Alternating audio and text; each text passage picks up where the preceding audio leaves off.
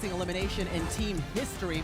And by the way, this will be the first Game 7 in the Western Conference Finals since 2018. The Warriors ultimately defeated the Rockets. They went on to win the title in that Game 7. Ooh, it sets up a pretty table for us and a trip back to OKC. Shout out to the Skirvin Hotel. Can't wait to see you again.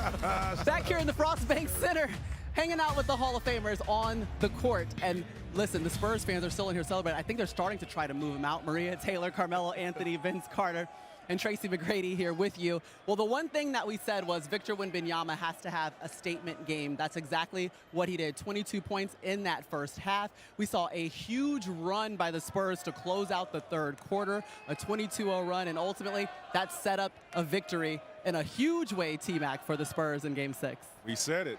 What had to be done was done tonight, and that's Wemby coming out, being aggressive. Attack, attack, attack. This team goes as Wemby goes, and we seen that in Games 1.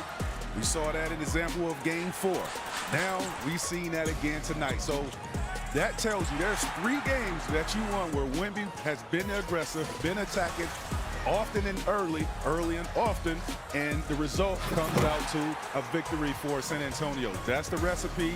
He has to know that, and I'm sure his guys, the veteran guys, are talking to him and really telling him that. HB, you can see him on the bench having that conversation with him, just standing in his ear and letting him know how important he is to this team and what needs to be done. Devin Vassell too. Devin Vassell told him, calm down, chill out. We got this. We still got to play the right way. But I want to give a shout out to Wemby, right? Because we was on Wemby. We said Wemby had to be transcendent. And tonight, his leadership to me as a young player in this league, showing that he can lead this team, showing that he can lead this team here on this home court in front of this crowd, showing that he can force a Game 7. That was special to watch tonight. And also, he took away a lot of things from OKC. OKC, their body language today wasn't up to par for me. They didn't look and come out like it was a Game 6 on the road. Well, they couldn't get them shots. They couldn't get the normal shots. But we like the vibe. We like the energy when we see a team just going through. I don't want to say going through the motions, but just they look one step slow today. They look one step slow, like they was ready to get this to OKC Game 7. But Wemby's leadership today was top notch, and big shout out to Wemby for that. When you want to build your legacy, you come out with 22 and 10 in 28 minutes. In 28 minutes, and that means he's taking care of business. He didn't waste any time. He didn't play his way into it. He started the game off hot. In the green room, I looked at y'all like, here we go.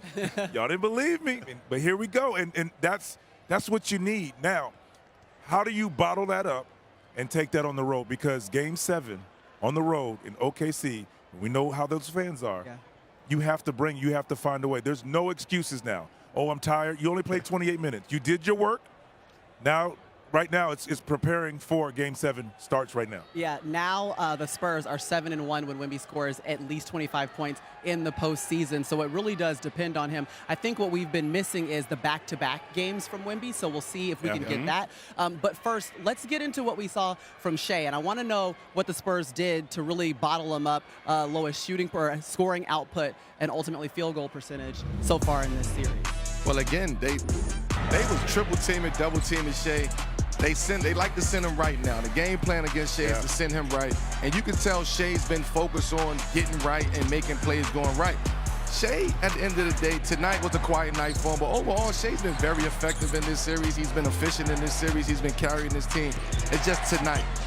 The Spurs came out, and they were more dominant. They were more ready to play tonight than OKC.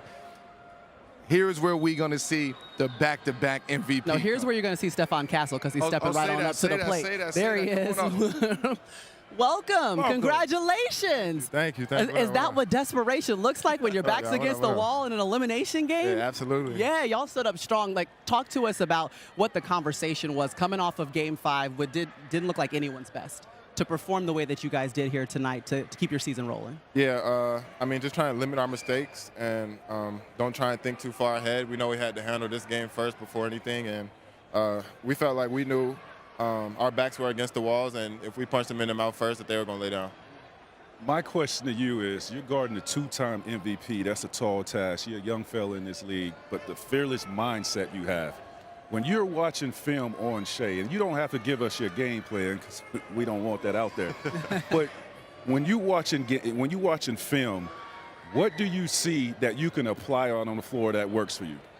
I mean, just using my frame to my advantage. You know, if I know if he can't bump me off my spot, then I can get a good contest on, you know, most of his shots and just try and make it tough on him. But I mean, just trying to send him to my help. You know, I feel like it's my you know, it's my assignment, but I feel like it's a team defense that's been making it really tough on him.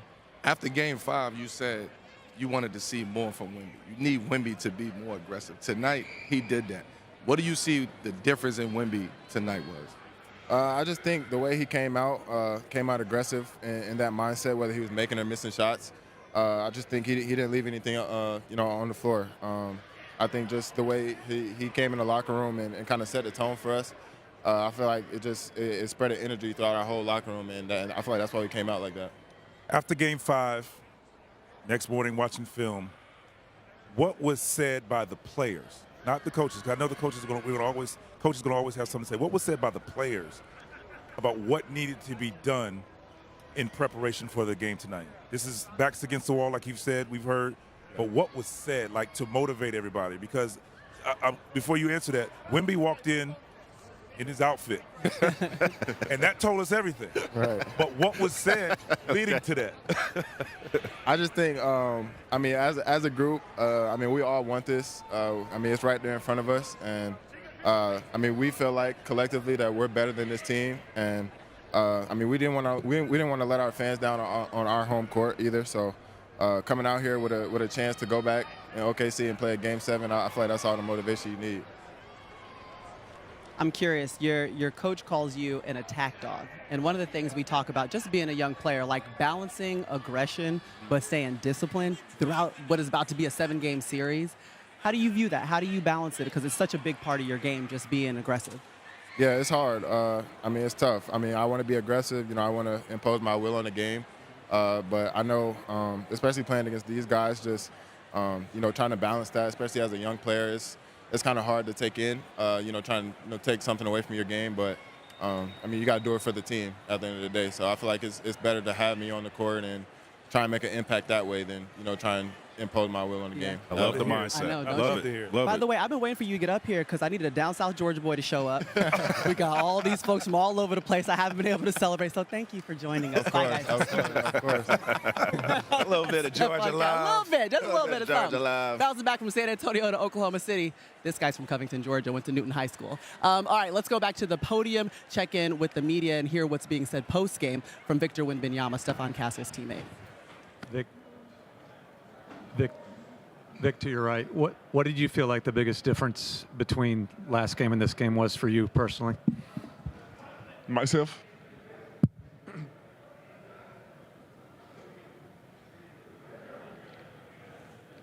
Trusting the game plan, discussing tactics with the staff and teammates.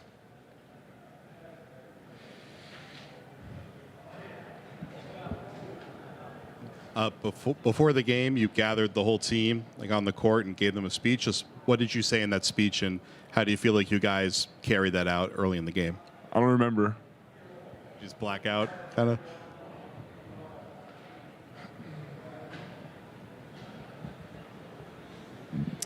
Victor, this Saturday in OKC, it's do or die for your team. What is the first thing that comes to your mind when you think about Game 7?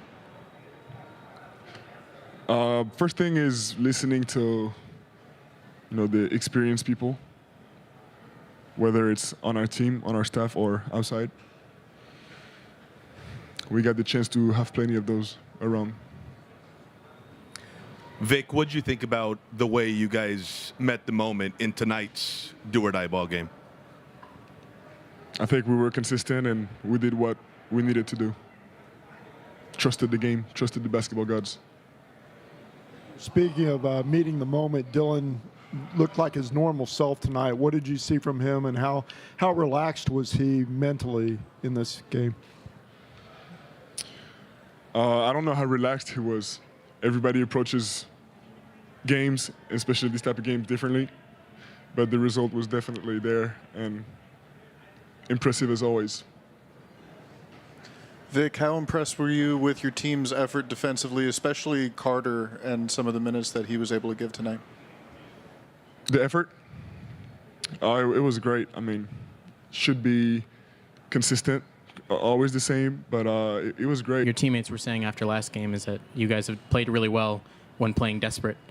And so I guess the question is, what does playing desperate look like to you? And when both teams, I mean, obviously everyone's playing hard in the playoffs, but Game 7 feels like it erases kind of all the little mistakes that we do that are human nature,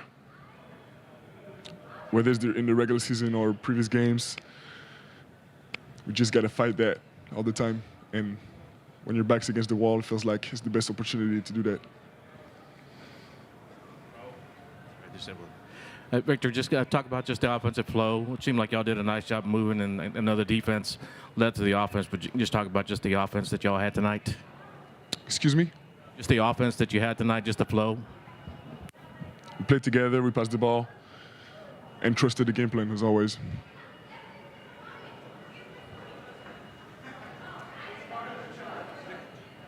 Just talk about the defense in that third quarter. Y'all outscored them 20-2 during a stretch. They scored 2 points in the final 8 minutes. Lockdown defense. Just talk about that.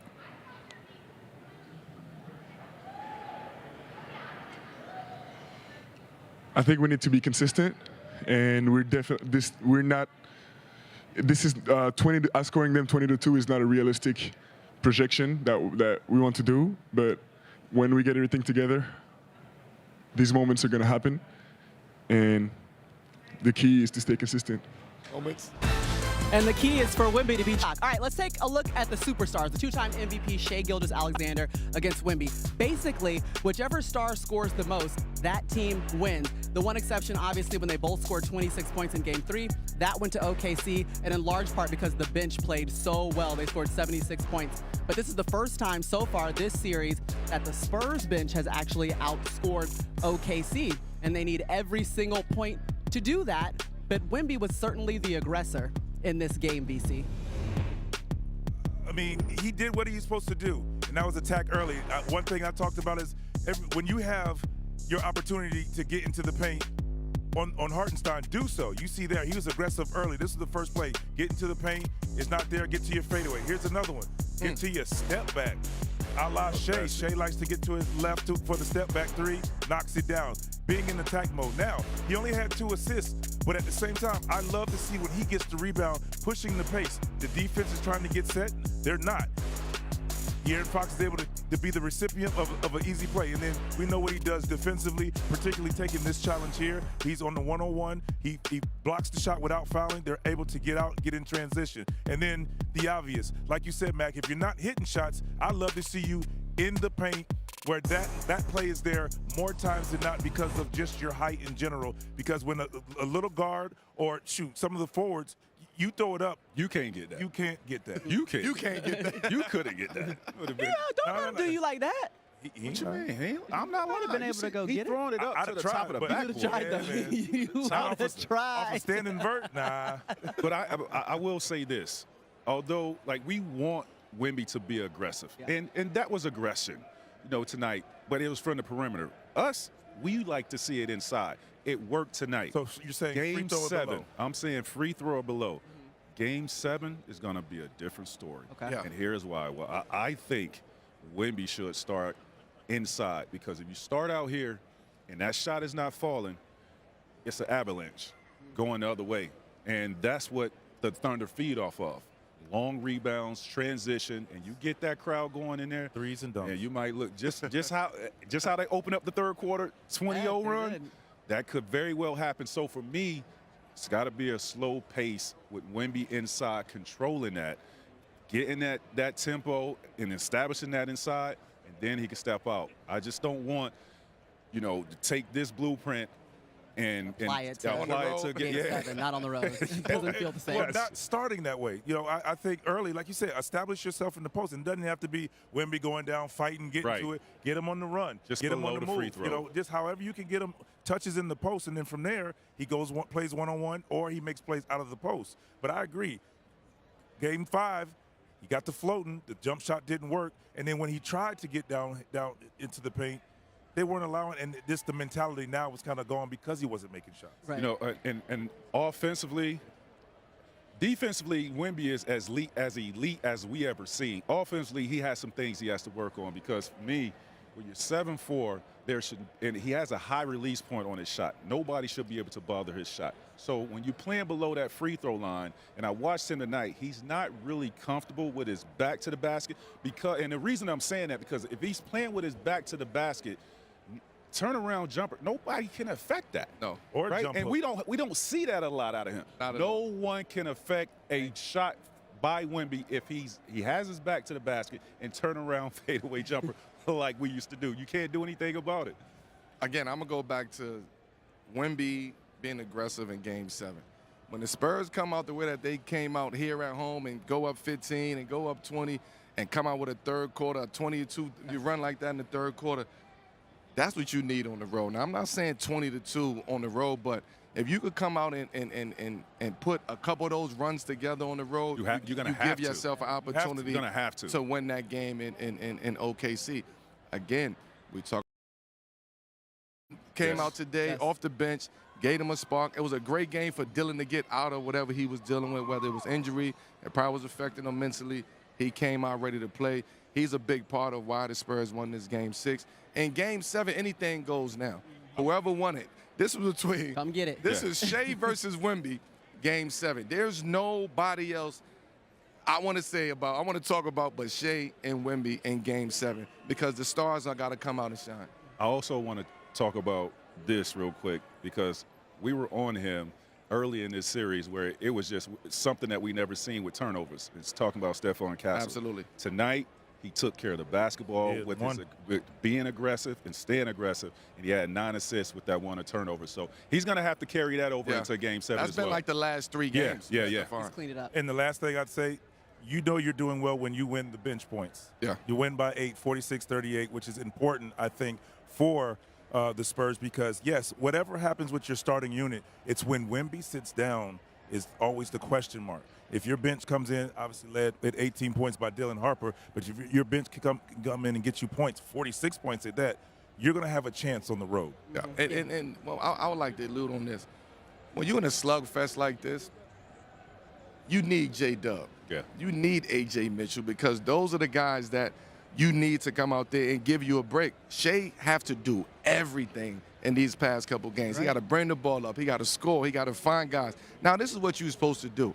But a lot of times when you had J-Dub, when you have A.J. Mitchell, they take a lot of that pressure off of Shea. Yeah, and Jared you just McCabe see they're missing that right now. OKC is missing those 2 guys. Yeah, and we had seen Alex Caruso basically be that guy stepping up. He was the second leading scorer for OKC right behind Shea, but he just has 7 points in this game. But coming into it, 85 points throughout the series. He had only scored 61 through the first 2 rounds, so he had been very important. This is the first time in the postseason that OKC did not lead at all in a game, and that's since 2016. Wow. Yeah, so a decade. They're human. Oh. Mark Dagnall, some more adjustments to be made as we get ready for Game 7. He's at the podium now.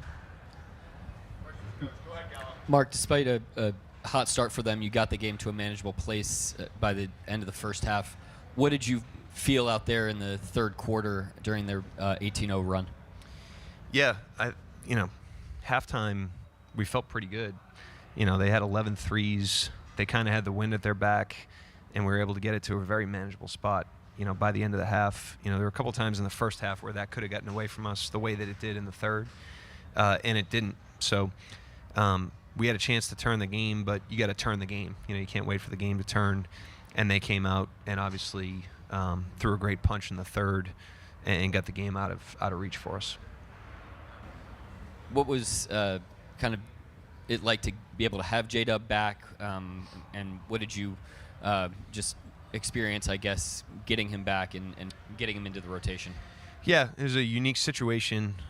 Ever since he got hurt, he's been hell-bent on trying to get himself to this point. I give him a lot of credit. He's a big-time team guy. He's a big-time competitor. He's obviously not 100%. He didn't know what to expect. I didn't know what to expect. So it was a matter of getting him out there in kind of an insulated role and see what he could bring to the team. But again, he's an all-star player. He's an all-NBA player. That again, this isn't, he hasn't done like a full return to play the way that he would if this was the regular season, and yet he just wants to do whatever he can to try to contribute whatever he can to the team. So I give him a lot of credit, to get himself out there. He did the best he could. Certainly not the reason we lost. We had a lot go wrong tonight, but it was great to have him back and back available. Mark, you talked at different times this postseason about this group being pretty cognizant themselves of their history with Game 3s, and that you didn't even need to really step into that conversation in this postseason. But Game 6 is a pretty similar history with this group. What makes this game so difficult to win, and why did you think they couldn't really correct that history tonight? I don't know. I think it's hard to win a playoff game, period, against anybody. It's hard to win a playoff game against a great team. It's hard to win a playoff game against a great team on the road. It's hard to win, really any Game 6 in that situation. So I don't know that it was necessarily anything, we did wrong. I thought we were ready to play. I felt confident going into the game. And I felt confident, like I said, at halftime. It had the makings of a road win if we could be the team that threw the punch in the third. And they were the team that did that, which is why they won the game. You talked before about when Dub comes back, he's just itching to get back out there. Can you kind of speak to what you've seen out of him these past few days in terms of that, but also how he's finding that balance between, understanding when is the right time rather than just rushing it? He's been questionable for all these games, and he's warmed up, and he's been on the doorstep, and it's just a matter of how he feels before the game in combination with the people on our side. Like I said, there's a lot of stakeholders in a situation like that. It's a very unique situation. Everybody was on the same page, understood, how we wanted to handle it, and we handled the situation as best we could. But again, I don't want any of the details of that to overshadow like what a big time competitor this guy and a big time team guy. He's not waiting until he feels pristine. He just wants to be a part of it, just wants to help the team. And I give him a ton of credit for that. Mark, following up on Joel's question, with the Game 6s, well, you won a Game 7 versus Denver versus Indiana. Is that sort of a positive that you can glean from this game, just knowing that you guys have bounced back from, a bad Game 6 before? Yeah, we've had a lot of experiences to this point.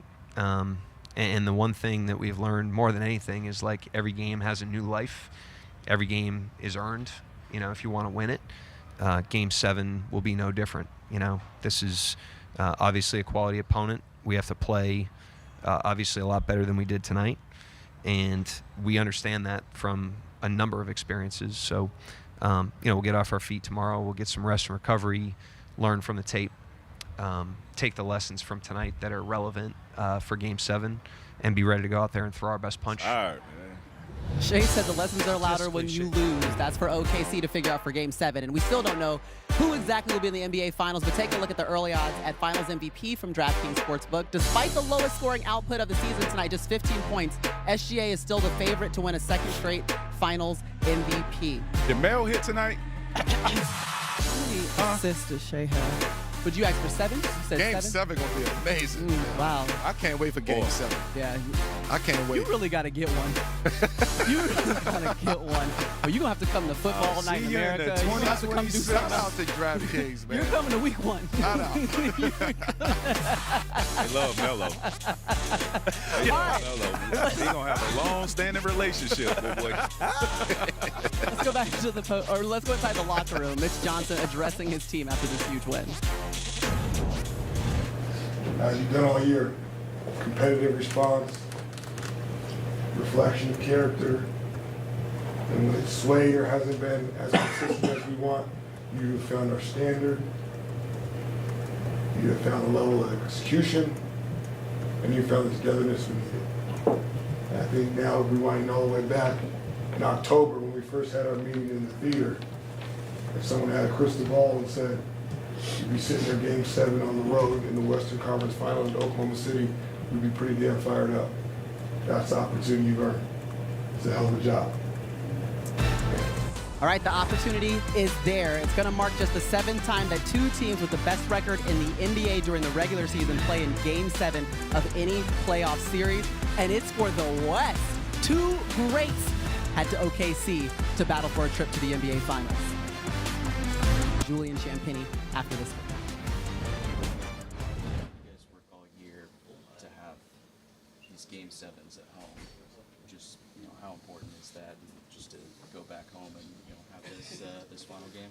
Yeah, 100%. I mean, people say regular season games only matter so much, but, this is exactly why they do matter.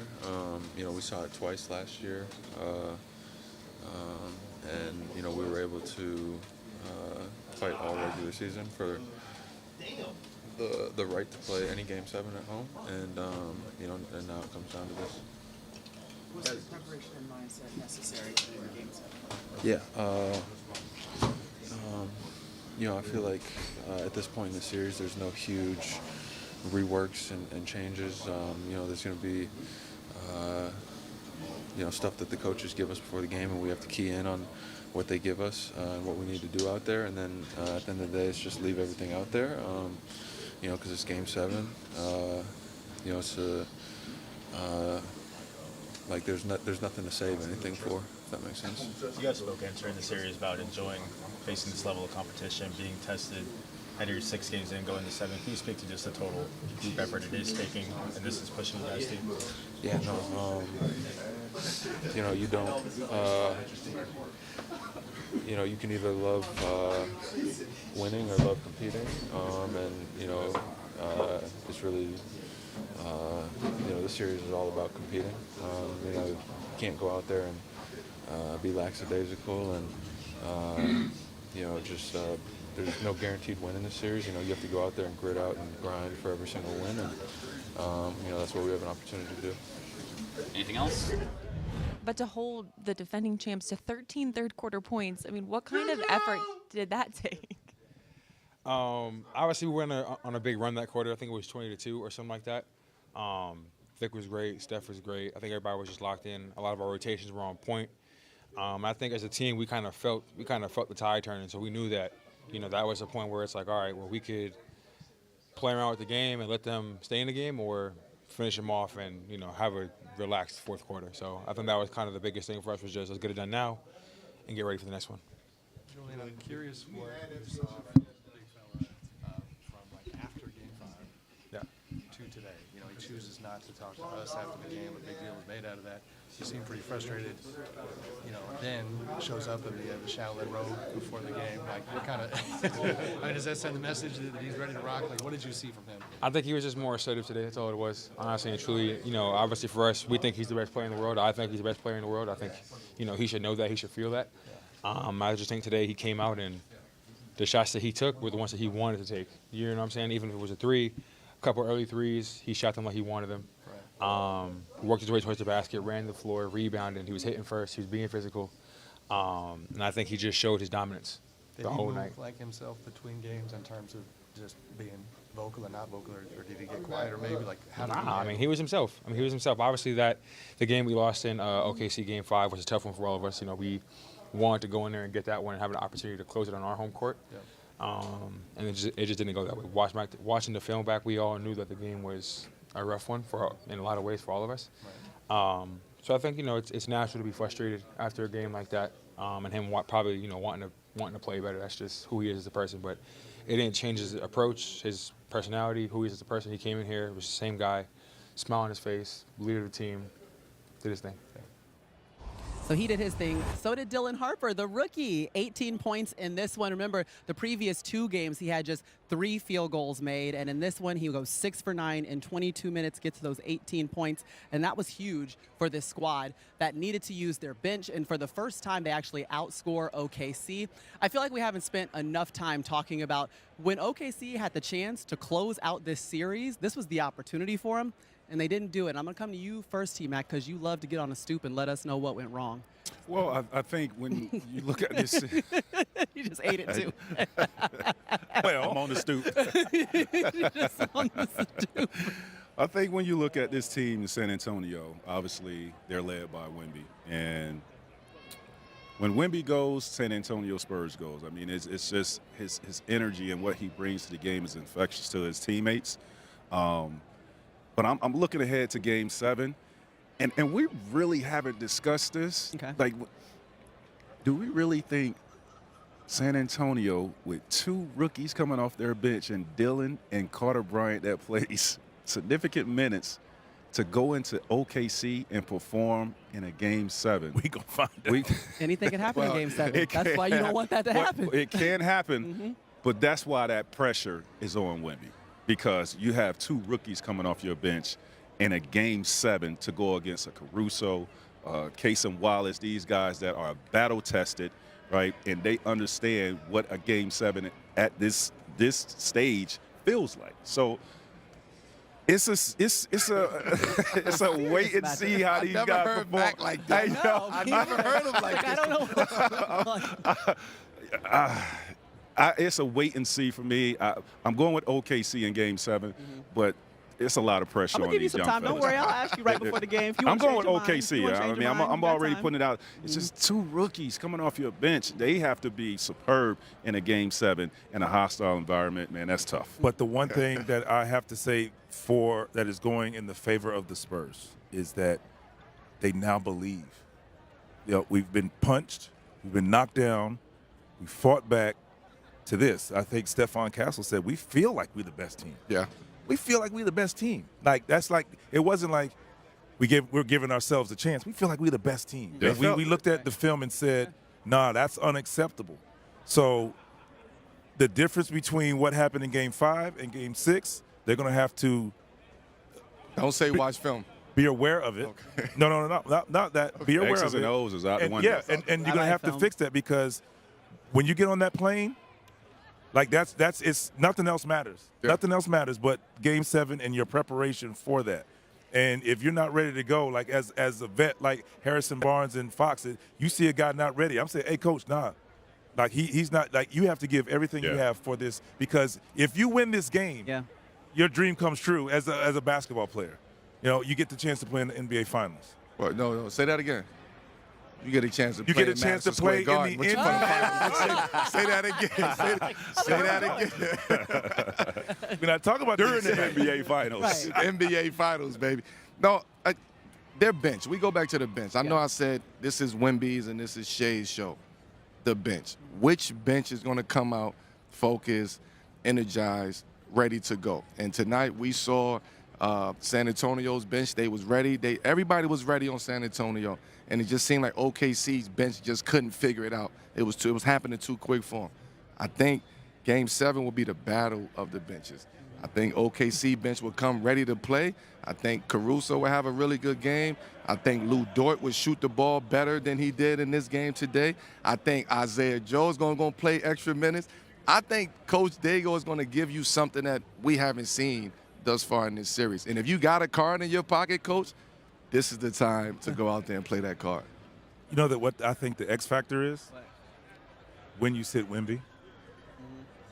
I mean, plain and simple, because when we've seen Wemby playing 45, he got to play 40. But that's the X factor. That's why I said this that. Game 7, like, bro. When it's like, okay, you play to exhaustion, then I'm sitting you down. But just because you're at the 7-minute mark, typically when he sits down, that's not tonight, big fella.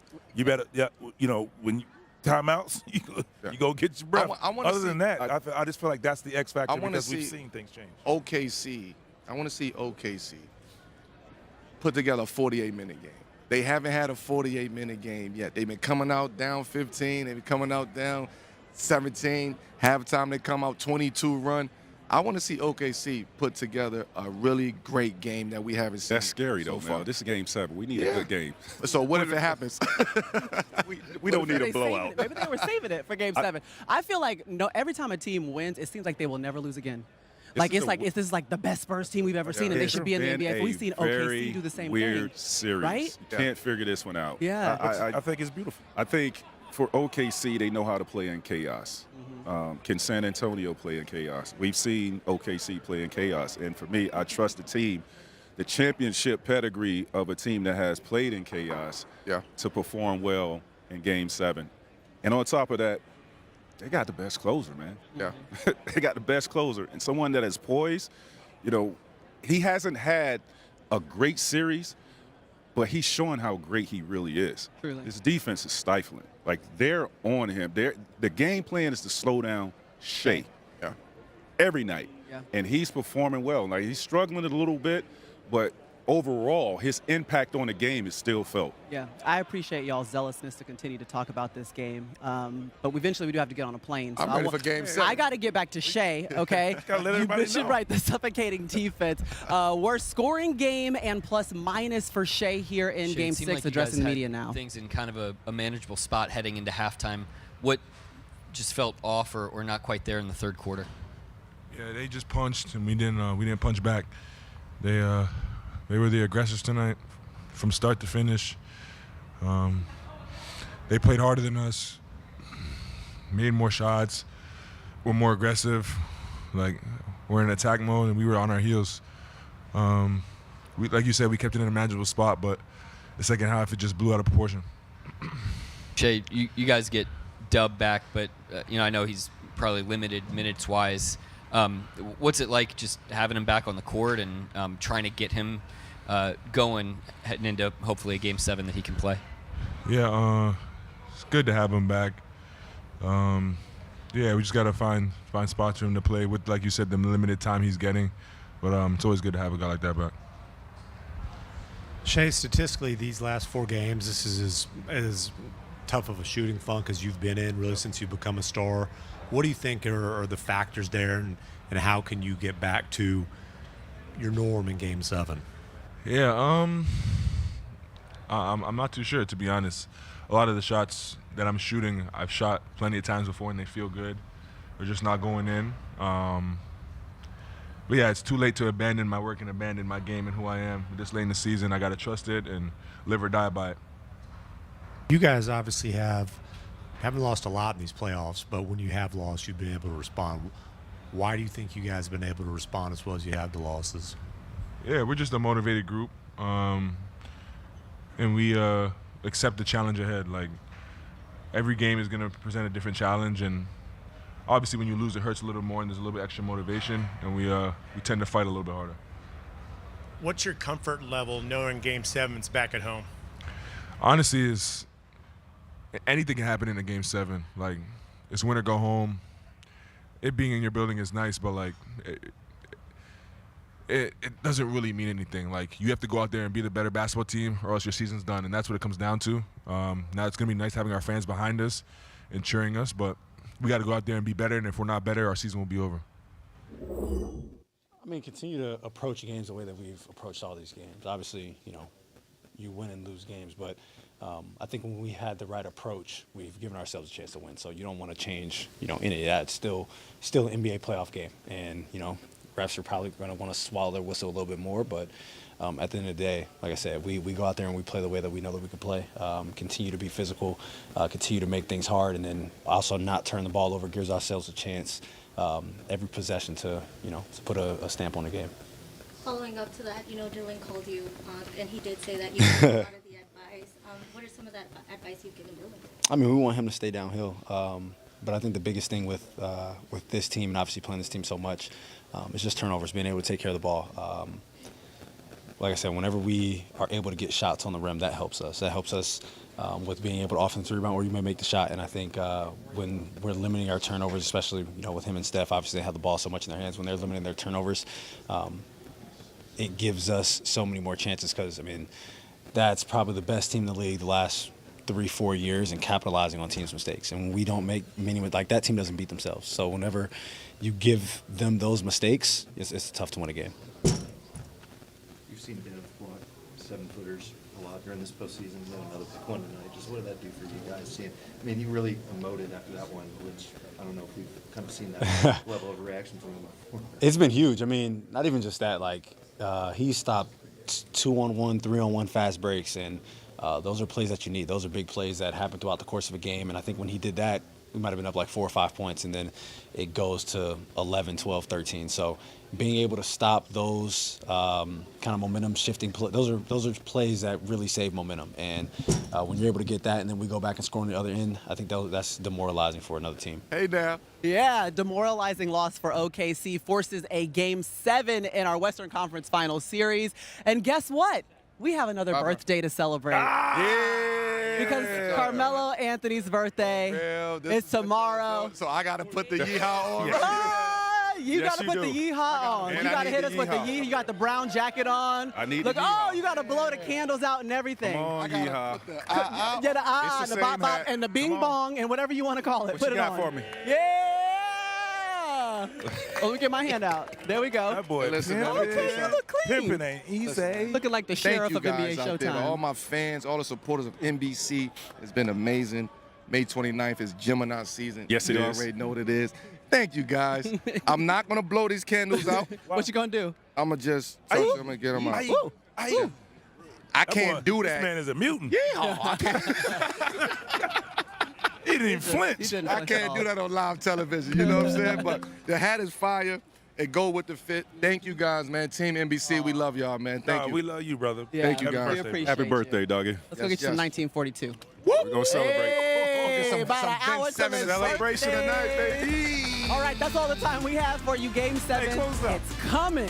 Okay, yeah, Melo, technically you should be closing close us out. up. And listen, man, we got Game 7 coming up. OKC, me, Maria, T-Mac, Vince, our whole crew. We're going to be in OKC Game 7. We see you there, or you be square. Peace out, America. We out. Yeehaw.